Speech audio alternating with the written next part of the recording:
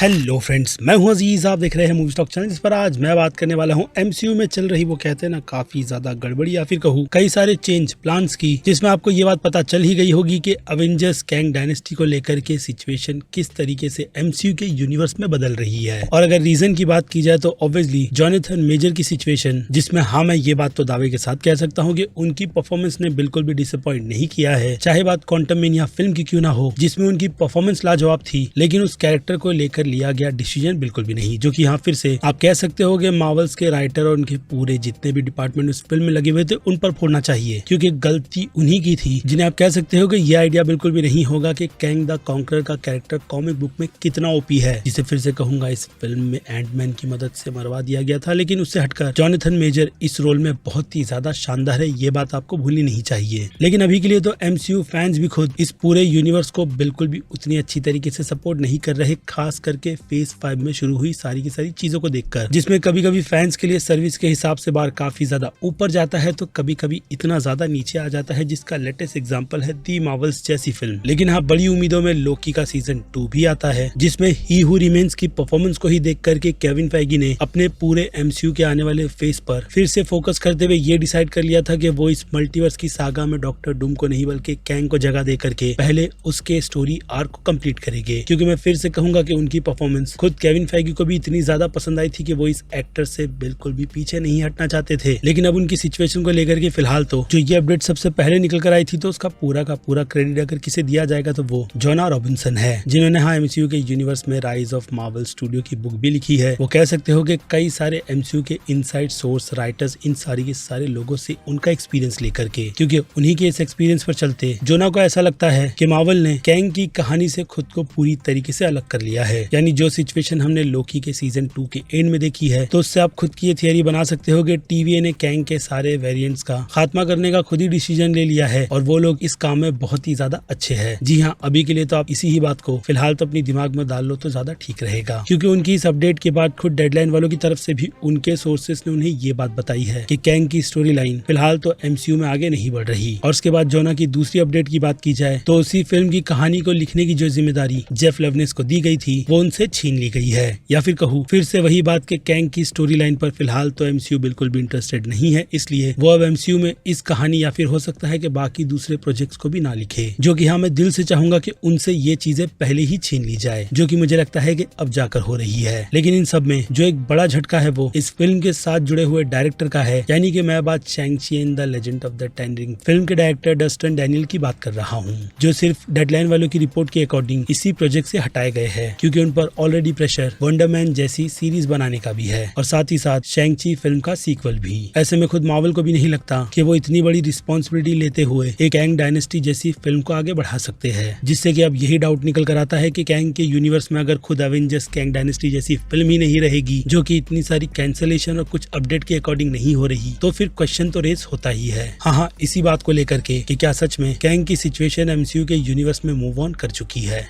लेकिन फिर क्या, मैंने भी थोड़ी रिसर्च करते हुए इन चीजों का पता लगाने की कोशिश की है, जिसमें अभी के लिए तो मुझे कहा यही गया है या फिर कहूँ एक दिलासा दिया गया है, जो कि हाँ मैं कह सकता हूँ कि फिलहाल तो अभी कंफर्म नहीं है। लेकिन फिर भी वो कहते हैं ना कि तसल्ली के लिए एक बात की जा सकती है कि स्पॉटलाइट जैसी सिचुएशन एमसीयू के यूनिवर्स में इसीलिए इंट्रोड्यूस करवाई जा रही है ताकि उससे एमसीयू फैंस बहुत ही ज्यादा खुश हो जाए अच्छे से अच्छे प्रोजेक्ट को देखकर, और तब तक एमसीयू भी ये मन बना ले कि वो कैंग की स्टोरी और जोनाथन मेजर की सिचुएशन को लेकर के आगे क्या करना चाहते हैं। यानी कि और सिंपल करूँ तो बाकी फिल्मों की कहानी को लेकर के अच्छा खासा स्टेजिंग एमसीयू कर बैठ चुका है, जिस प्लान पर अब वो लोग आगे बढ़ते हुए अगेन कहूंगा पहले फैंस को खुश करेंगे, उसके बाद इस सिचुएशन को अंडरमाइन ला करके ये सोच लेंगे या फिर कहूँ प्रॉफिट्स को देख करके ये सोचेंगे कि कैंग के स्टोरी आर्क को खत्म भी करना चाहिए या नहीं। क्योंकि अब कुछ बात वो कह सकते हो कि उड़ती उड़ती ये भी निकल कर आई है कि सीक्रेट वॉर की सिचुएशन में फिल्म में काफी बड़े मेजर चेंजेस किए जाएंगे, यानी कि बियॉन्डर से हटकर एक दूसरे बिग बैड बडी को इंट्रोड्यूस करवाने की कोशिश की जाएगी। बाकी आप सोचते रहो, क्योंकि इस रिपोर्ट में इतना ही। मैं हूँ Aziz, movie stock channel like share और सब्सक्राइब भूलना मत। मिलूंगा जल्दी दूसरी किसी वीडियो में। Till then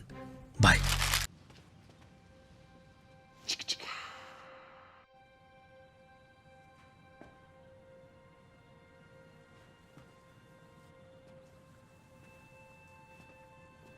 You're still here. It's over. Go home.